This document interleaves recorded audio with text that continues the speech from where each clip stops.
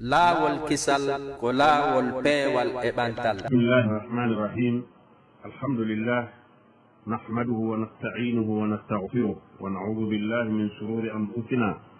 wa min sayyiati a'malina. Man yahdihillahu fala mudilla lahu wa man yudlil fala hadiya lahu. Wa ashhadu an la ilaha illa Allah wahdahu la sharika lahu wa ashhadu anna Muhammadan 'abduhu wa rasuluh. Sallallahu alayhi wa ala alihi wa sahbihi ajma'in. أما بعد فيا أيها الإخوة والأخوات السلام عليكم ورحمة الله وبركاته. سيد الجلبة في bonheur FM كجوكي تابل كوينان لمن منبر التوحيد هاي hande ko yewtete fi mum ko fi ko Allah subhanahu wa ta'ala ñaawi e ñaawore makko kon wondema piiji ɗin fof ko lannay ɗum fof lannay ha heddo kanko tun kanko jomiraɗo tabaraka wa ta'ala e ɗin piiji tagoreji ɗi o tagi tawa ɗin ɗon himo tagi ɗi himo eɓɓani ɗi heddagol ko lutti kon fof lanna ko honɗum noon woni konko tawete himo eɓɓani heddagol o tagi ɗum kono kañum lannata haray ko fi ɗum yewteten e yarɗi minitaji heddiɗi ɗo musidɓe julɓe tedduɓe ka micro ko monsieur Oumar Baylo Ba woni wallitade en toon yani wi kullu shay'in mimma awjaba Allahu alayhi alfana yafna dendagal piiji ko Allah subhanahu wa ta'ala hoddiri kon wonde lanne ɗum ɗon fof lanne kanko tigi jomiraɗo tabaraka wa ta'ala ko ɗum o yewti en ka qur'an tedduɗo kullu man alayha fanin wa yabqa wajhu rabbika dhul jalali wal ikram dendagal ko woni e hoore leydi ndin lannay fof lanna heddo jaati joomi maaki yeeso makko ngon kanko Allah subhanahu wa ta'ala ko ɗoni ko kanko Allah ɗum heddoto on jommalngoral on jon teddugal tagoreji ɗin fof ɗi lannay heddotaako hay fus si wona Allah subhanahu wa ta'ala kullu nafsin dha'iqatul maut kala wonki meeɗa e mayde eɗen andi mo yewti nokku goo kadi ka qur'an o wi wa nufiha fi suuri wuttee ka alaadu fa sa'iqa man fi samawati wa man fi l ard maaya yana maaya fof ko woni e nder leydi e ko woni e kammuuli fof maaya illa man sha Allah si wona ɗemɓe Allah muuyi wonde ɗen ɗon maayata karama konɓe maaki illa man sha Allah woɓɓe wi mana ɗum ɗon ay ko malaykat ɓen woɓɓe wi ko hurul ayni ɓen ka nder aljannaji kono ɗum ɗon fof ko Allah andi ko hombo tigi tigi on ko Allah andi ko homɗo woni heddoyto wono andirɗen noon tagore nde fof maayay fof kadi immintinoye wurnite ñande dargal fof wurnite daro e hoore koyɗe mum foofa ko ɗum o sentinani en suratul mu'minun thumma innakum ba'da dhalika lamayitun yani ɓaawa on tagama on wuuri onon ko maayoɓe thumma innakum yawma alqiyamati tub'atun refti noon ñande dargal ko immintinteɓe Allah immintinayi on ñande dargal o wurnita on ko ɗum woni ba'at tub'atun sippude ɗum ɗo fof ɗe ayeji ɗe yewtuɗen ɗo ɗum ɗo waɗɗini yo julɗo anditu sowno wo sowno yo anditu fiinde mayde sowno wo sowno yo taw fiinde mayde no ka haqqil makko sowno e saay taw ɗum ɗo no ka haqqil makko wondema he o maayay dey ko jooni ko janngo ko faɗɗi janngo o annda kono pellet ɗum ɗo yo taw harano ka hakkil makko daima si ɗum tabiti ka hakkil makko o heblano ɗum o heblano nden mayde ɓay o anndi nde aray sikki ala o annda kadi saayi arata no waawi wonde no ɓatti no waawi wonde no woɗɗi o hebloo honɗum o heblanata ɗum gollugol ko moƴƴi gollugol moƴƴi ɗin ɗi Allah yamiri e golle ɗin ɗi o waɗɗini ɗin ko nelaaɗo sallallah alih w sallam noddi e mum kon o toro Allah e hoore ɗum timmode moƴƴere toro Allah timmode moƴƴere ɓaawa o golli ko moƴƴi o toro Allah yo duuminmo e hoore on gollugol ko moƴƴi ɗon haa o ƴettitamo e hoore ɗum ko ɗum timmode moƴƴere nde ƴettiteede e hoore golle moƴƴe o tuuba o ruttoo ka Allah subhanahu wa ta'ala e immorde boneeji ɗi o waɗi woni ko faldereeji woni ko tewi o waɗi yo rutto ka Allah subhanahu wa ta'ala o ninsa ko waɗani ɗum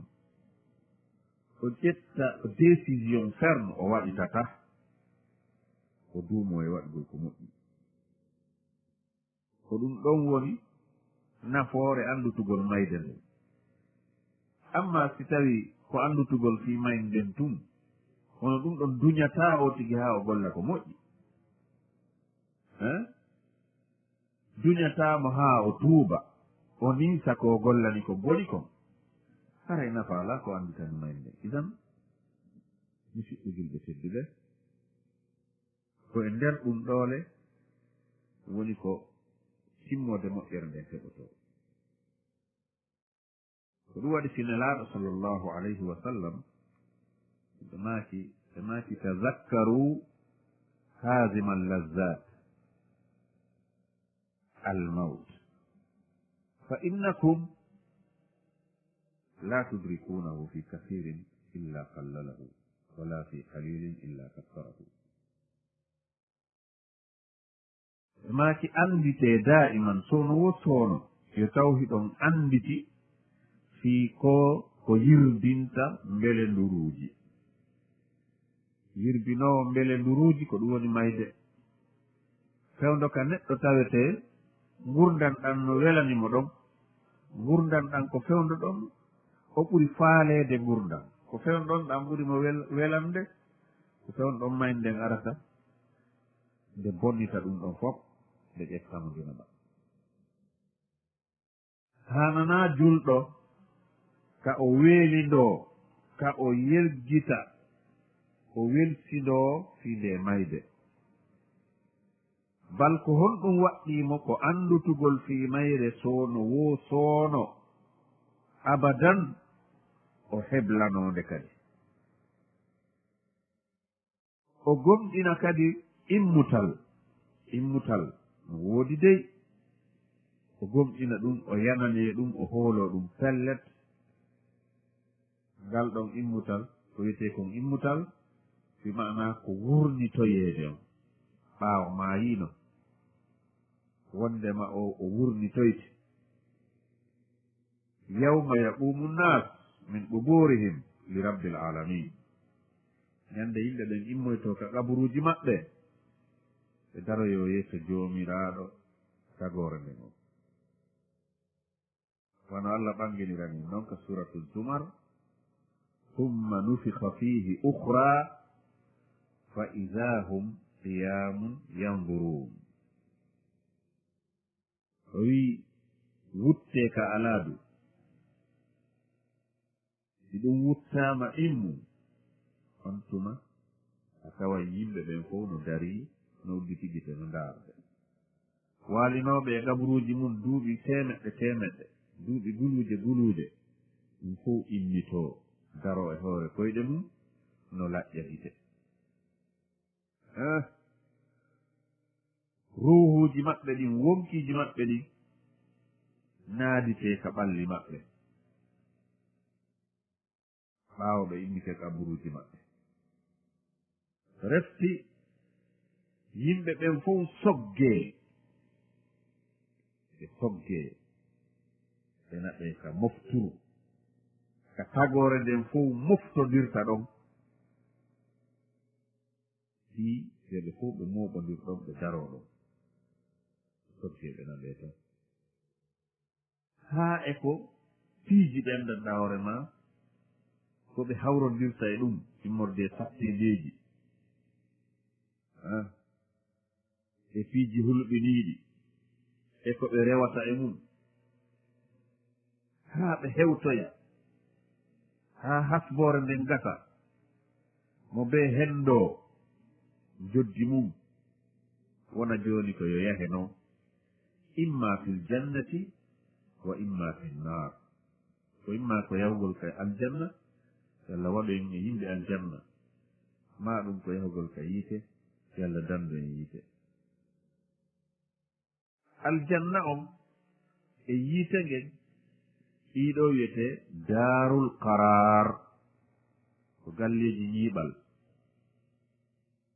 ɗiɗo kanji ɗi heddoto illa aljannata wannara wal arshu wal kursi fa innaha la tafna wala tabid خلقها الله للبقاء الجنة ييتغن عرش الله كرسي الله ɗiɗo kanji ɗi lannata ɗiɗo ko heddotoɗi Allah tagiriɗi ko fiyo ɗi heddo few ko ɗum ɗon on programme ɗon o waɗaniɗi kanji amma kammuli ɗi e leyɗele ɗen ɗiɗo fof kañum heddotako Allah tagiɗi kono mo waɗ hettani ɗi dumunde ko ɗi wonta ko hara ɗi lanni lannude few leydi ndi e kammu ngun ɗiɗo fof ko lannayɗi ɗi meha few wawata ɗi wodanoka ɗi wattite itte few kammu ngun seeko ngu muccito leydi ndin kadi nowna noon ndi wayle few watte leydi goo kono Allah wiiri en noon ka deftere makko teddude yawma tubaddalu l ardu gayra al ardi wassamawat wa barazu lillahi lwahidi alqahar ñande leydi ndi wattitete ndiɗo leydi ndi wonɗen e mum ndi itte fes hara wona ndiɗo few hande kadi kammuli ɗin kadi nowna noon nden ñande yimɓe ɓe fof feeñanayi yimɓe ɓe fof aray daro présente o wonande Allah subhanahu wa ta'ala on joddoole on jollaamu nden ñande mono hoolorno doole mum ka adna ɗo no hoolorno laamu mum ka adna ɗo no waɗa hoore mum jabaaru ka adna ɗo no waɗa ko faala nden ñande a taway ko wiyetenoɓe lowɓe ɓen ka adna ga ko ɓen mari toon doole wiyetenoɓe ɓen no dolɗi ga ɓe ñande ko ɓen ɓuri marde lo'ere ko ɓen ɓuri marde probléme laawol kisal ko laawol peewal e ɓantal aljanna on no wirɗen ni e yiite ngen ɗiɗo ɗi lannata few wono wirata ɗum feddeji goo wonde ɗi lannay wonde aroyay e saayi tawa nden wono on saayi ɗon tawa yiite ala ma aljanna ala ɗum wona goonga ari e eɓɓore Allah e kodduriye makko wonde ɗiɗo ɗiɗi ko heddoto ɗum ko ɗum waɗi si tawi himo woɓɓe himo wi yo si ɓe naati ko aljanna ko khaaliduna fiha ko ɓe luttoɓe toon ay aljanna o hina lannowo yiite ngen kadi nona noon no woodi naatoɓe toon ɓen kadi o wi ko khaaliduna fiha ɓen kadi ko luttoɓe toon ɓayina ko lannata si tawno hina ɗum si tawino aljanna e yiite lannayi no wiyata no khaaliduna fiha la tasmayani wala tatagayyarani ɗiɗo ɗi lannata ɗi waylotako kursiyu Allah on ɗon kadi nona noon ko wona noon kadi arche on ɗon andi arche Allah on ko on ɓuri mawnude e tagoreji ko Allah tawi kon fo si wiye makko ko kursiyu on hikki ɗon oɗo kursiyu noon mo tawete ɗe wiide ko arche on no ɓuri mo mawnude ko o kursiyu ɗo Allah sifani en ka suratul baqara ayatal kursi wasi'a kursiyuhu as-samawati wal ard kursiyu makko on no yaaji ɓuri kammuri ɗi jeeɗɗi noon no ɓuri leyɗeele ɗe jeeɗɗi non kursiyu allah on no yaaji ɓuri ɗiɗo fof tawi noon arche on no mawni ɓuri kursiyo allahu akbar joni noon taguɗo ɗum ɗo on ɗon kan itte sikki si tawi ko o mawnuɗo ɗiɗo kadi lannata wat suuru ko wiyetee suur ɓe wiya yawma yunfaku fi suur ñande wuttoytee ka alaadu ɗum ɗon kadi ko e yamiroore allah subhanahu wa ta'ala o waɗi ndun ɗon alaadu o halfini ɗum malaykaajo no wiyee israfil ko on woni wuttoyoowo e ndun alaadu si o wuttii ɗon wonkiji yimɓe ɓen ruhuuji maɓɓe ɗin sortoo ɗon yaha sooroo ka ɓalli maɓɓe wiira ɗi sooroyoo ka ɓalli yimɓe ɓen innitoo ko ɗum o ɓangini ka qur'an summa nufika fiihi ukhra refti wuttee e nder alaadu ndun wuttande go'o fa ida hum tawa kamɓe qiyamun hiɓe darii yanduruuna hiɓe ndaara ko noon kadi no jeeya e piiji heddotoo ɗin ɗi tawetee allah no waɗi e nder eɓɓoore makko nden ɗin ɗon ko heddotoo ɗum lannataa al galam wallawh karambol ngol e lawhu on lawhul mahfuz on kañum e karambol ngol o yamirnoyo windugol ka lawhul mahfuz denndaangal eɓɓooriji tagoore nden ko taweteno waawa laatoto e ko wonata e ko saati wonde ɗiɗo fof wonaa lannay ɗum ɗiɗo piiji yani aljanna on e yiite ngen e arshi allah on e kursiyu makko on e lawhul mahfuz on e karambol ngol ɗiɗo lannata ɗiɗo ko heddotooɗi tagore ko heddi kon fof lanna few leyɗeele lanna pelle lanna kammu lanna piiji ɗin fof lanna kono ɗiɗo kañum heddoto ɗum koye koddori e allah subhanahu wa taala koye eɓɓore makko ko noon o faalira ko kanko woni waɗowo kala ko faala idan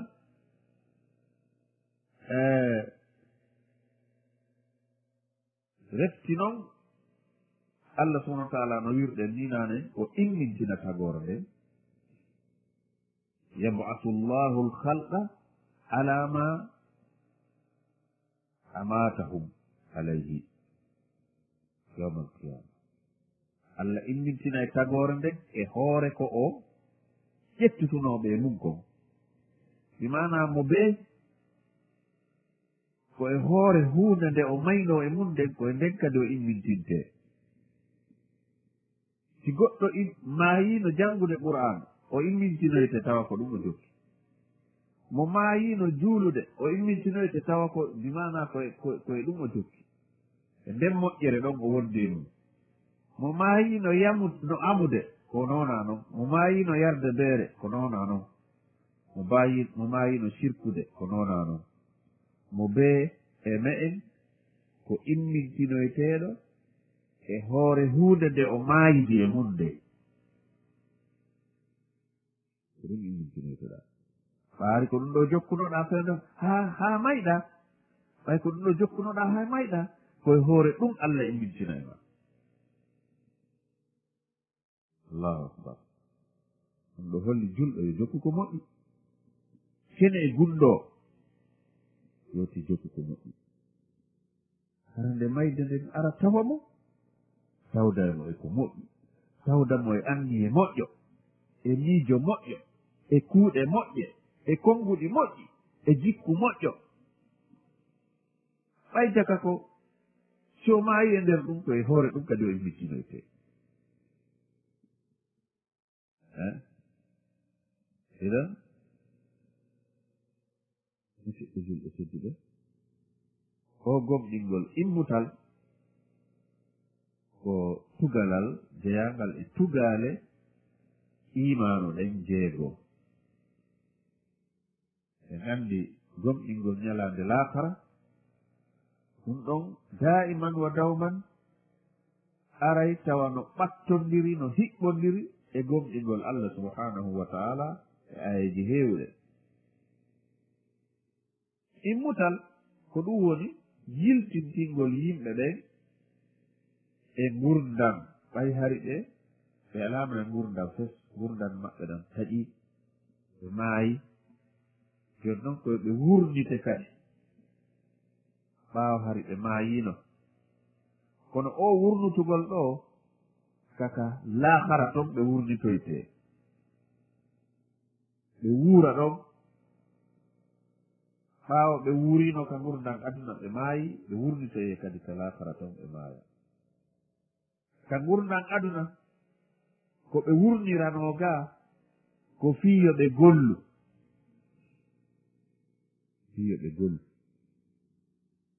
refti si ɓe golli ɓe maaya ɓe surre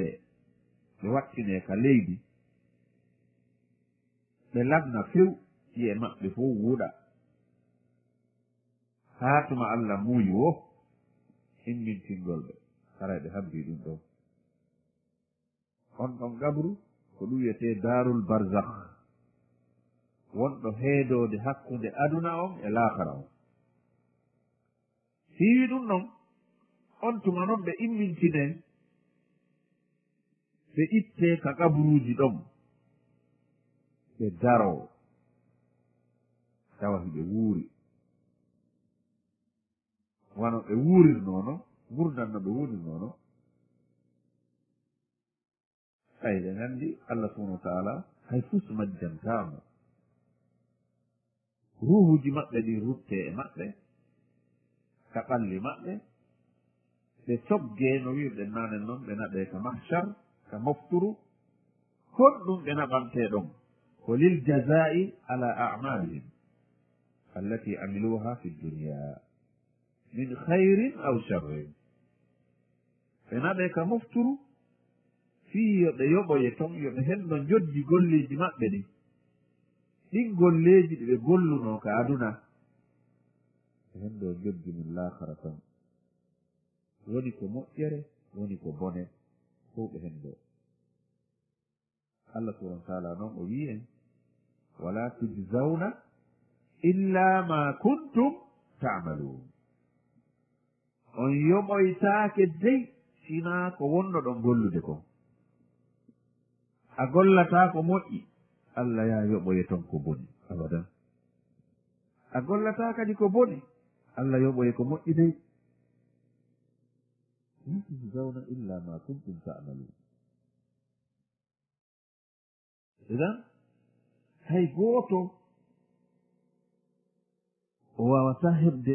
ko hina joddi golle makko ɗen la taziru waziratun wisra ukhra hay gooto rondamta ko goɗɗo bakkatuji mum mo bee e golleji mum ɗi kullun yujaza bi amalihi khayrihi aw sharrihi wa hada adlun min Allah azza wa jalla la yatrukuhum bidun jaza ɗum ɗo ko nunɗal immorde e Allah subhanahu wa ta'ala nde tawde hay gooto accitata ni tum o ronka mo yoɓude mo bee ko golli kon o yoɓa e ootigi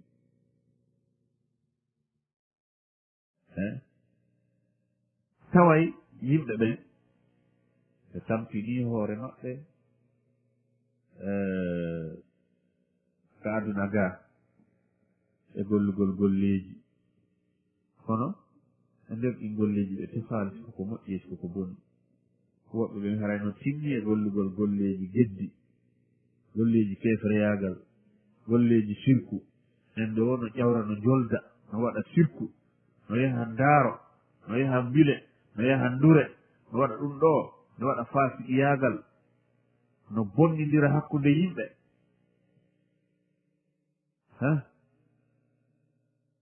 ɗum ɗo fof Allah subhanahu wa taala yoɓoyay ɓe mo be hendoyto girdi mum ndi nam ko ɗum waɗi si tawi Allah subhanahu wa taala o wiye ya ayuha alladina amanu ittaqu llah wal tandur nafsum ma qaddamat liqad hey koɗo yimɓe gomƴinɓe hule Allah nan hule Allah dey yo gooto kala e mon ndaaru ko honɗum o woni gollude fi janngo o ko woni gollude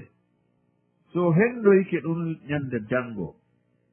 est ce que ɗum koko nakoytamo tan kaata ko lorratamo o wi mon no haani daarde ɗum de wattana yilayno kala ko aaden waɗata yo tasko ene ɗum ɗo fa pellet mi anndide ka ɗum ɗo mi Allah yoɓo yeylan ɗum joni noon si Allah yoɓo yilan ɗum ñande dargal ɗum ɗo koko nafatanmi ni kaako ko lorroytanmi toon eto taskoɗa ndaara denndaangal golleji ma ɗin e yewtereji ma ɗin e ko waɗata kon fof annda si ɗum koko nafoyayma laakara si waɗa wona ɗum haray ruwaaki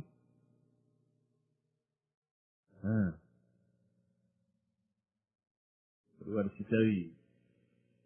ɓe wiye wo seydna umar bnu alkhatab radiallahu anhu o makayno da'iman hasibu anfusakum qabla an tuhasabu hasde hoore mon kadi on hasboyeede ñande dargal hasbugol hoore mum on ko si a faalama wowlude haala calculita ho taskoɗa ka haala ka wonɗa haalde ɗo koko moƴƴini saka baraji heɓoto ka saka bakkaɗo heɓoto si wowla sa tawi kaka moƴƴere heɓoto adda baraji wowla sa tawi ha koko moni wolde ɗo naa ko moƴƴini ɗum ɗo ɗum addata baraji ɗum si adday ko bakkato ɗum ɗon haray ko yaterde kuugal ngal noona noon ka yahete toon kadi noona noon kami fokkiti ɗo yahugol ene koko moni yahude fii mum koko Allah yiɗi yarli ni hara mo waɗi ɗum Allah widdanay mo baraji kaako ko Allah añini mo waɗi ɗum o heɓa e bakkato paskoɗa ɗum ɗon kadi annda si yaha siko ko ñaamete noona noon siko ko yarete noona noon kala ko waɗata e nder gurdam maɗan fof e to hasba ɗum taskoɗa taw étudia ha annda wondema ɗum ɗo dey so tigi waɗi ɗum ɗo ɓeydaymo moƴƴere ka Allah subhanahu wa taala ɗum sinnoɗa si tawi ko bona ɗum ɓeydayma woɗɗito dey yoɓo yeede bone ñande dargal ɗum ko nambara molnaɗo no hulɓini musidɓe julɓe tedduɓe par ce que en yiilayte en ferde gurdam menɗam ko ɗum waɗi sinno laaɗo sallllahu alih wa sallam e maaki alkayisu man dana nafsahu wa amila lima ba'da al mawt wi ko woni neɗɗo jon hakkil woni neɗɗo faamuɗo neɗɗo finuɗo annduɗo ko gera annduɗo ko fewndi ko on eltuɗo wonki munki haa o golliniki konko nafataɓi ñande dargal o golliniki ɗen golle taweteɗe tawi o hendoyke joddi majje on ñande dargal no wondanimo e nafoore molnaade o weti haa o forti wonki makko ki tawa ko ɗum ɗon o gollata sabu wonki wonaa ya hooloki fees kala neɗɗo hooliiɗo wonki mum ki hooli hoore mum haray on ɗon o borraama ɓay kanki ko bone ɗumki ɗaɓɓata e ma siyan noon ɗa hooliiki wonki holnaaki dey kanki koye daw daiman ko yaa feluki andintinaaki golleji koki puusuma haa waɗɗa ko yeetoɗaaki ko ayo wonki na an wanno haa ndeya ñande na an wanno haa mi heɗiti o musique an wonki na an wanno haa ndeya ñande mi ndaari ko harmi an wonki na an wanno haa ndeya ñande mi yehi nokkel kaari ko tawete dagaki an wonki hina an wanno hande ñalande kaare mi waɗi ɗum ɗo e ɗum ɗo tawa hiɗa feldeki hiɗa anditindeki boneji koki waɗi kon ko ɗum ɗon animma ɗin boneji wannoɗi ɗon hina fi wondema ko fi waɗugol goɗɗi gooka ɗum ɗon o a memorta ɗum kono si an a hooli keki sikki poddema e ko boni hara no hulɓini taki yoole honaki wal ajizu ko woni neɗɗo ronkuɗo na wonde ko golluɗo ha ronki ma seppuɗo ha ronki ma ɗum ɗo ko woni ronkuɗo ko neɗɗo mo tawete ko woni wo kañum ronku kala ko moƴƴireji ɗin fof amin miɗo faala kono mi ronku siko ko janngugol siko hoorugol sunna siko waɗgol ɗum ɗo siko juuloygol ka juulide siko waɗ kala ko wiyete moƴƴireji kanko ronku kono boneji ɗin ko ronkata hala hannde o wiyata mi ronku darde oɗo ɗum ɗo koko harmiɗo mi ronku jentade ɗum ɗo mi ronku wadde non haray so ronka e jentade ko bayanaji ɗi ma ɗum alqur'ana ko nandi ɗum on neɗɗo mandanɗa hoorema jokki ko welata wonki makko ki ko woni neɗɗo lo'uɗo ko woni neɗɗo mandanɗa hoorema ko fina o mara hakkille o faama o anda ko fewni ɗumo yelo tun yelaji mo faala aljanna mo faala daɗude kono hay fuu so ala gollude ko wonata sabu no aljanna heɓora ko wonata sabu no daɗira kono noon himo faala hata ajis ɗum ɗon daganaki neɗɗo fu laawol kisal ko laawol peewal e ɓantal haray ɗiɗo piiji ko piiji ɗi hanɗe watta ndiile no joni en darto ɗo yiltoɗen ko technique monsieur Oumar Baylo Ba ƴewditana en liñiji ɗin musidɓe men heɗitiɓe ɓen faala noddude ka 623 62 62 63 et 655 55 10 55 assalamu aleykum allo nam jaram alhamdulillah min ni moom majje wonɗo dasla awa landan mi waɗa wono horugol ɗum est ce que ma nafa ɗum ɗon o woni nafa mum o horu no haɗa mata nafay quoi ok awa fan haray wona ma o tigi wiye be o naafa yo hoora sunna hono woni joni masalan ɗe balɗe feƴƴiɗe ɗo o yamta so a e assura yahata be naafa haray ɗa wawi hoorde tum hay sa naafa kono immagol naafagol jemma ɗum ɗon kañum kadi ko sunna koko sar'ina ñande wo wonande heɓɗo feere wona farilla de farlaki hay gooto kono noon o moƴƴi ha o moƴƴi sotigi wawi wadde ɗum kono si a wawali wadde ɗum korka sunna no fewɗi haray no dagi ko ya hawru yiyata be naafa nam alo assalamu aleykum waaleykum salam wa rahmatullahi eyi on jarama naala toon alhamdulillahi sali ko alfamar sowani ndara hiɗon e jaam machallah het so naala toon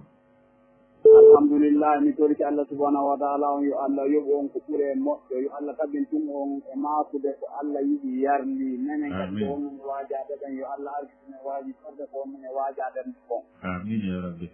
mi toriki Allah subhanahu wa taala on onon wonɓe golle radio moƴƴere fof yo Allah ɓeydi barke moɗon ɓeyda barke radio meɗen e minen wonɓe nodde o e heɗotoɓe ɓe kala kay kolɗon Allah e nder lagine fof o heɗe sabu ko bonheur fi fof amin faydi ko hiwragol on tum weltano on assalamu aleykum wa rahmatullah on jarama cheikh so turki allah ala yeɗo moƴƴere makko nde o yeɗa kala musidɓe men julɓe kaɓe woni wo tentinino heɗitiɓe radio bonheur haray mi weltanike on fota alors assalamu aleykum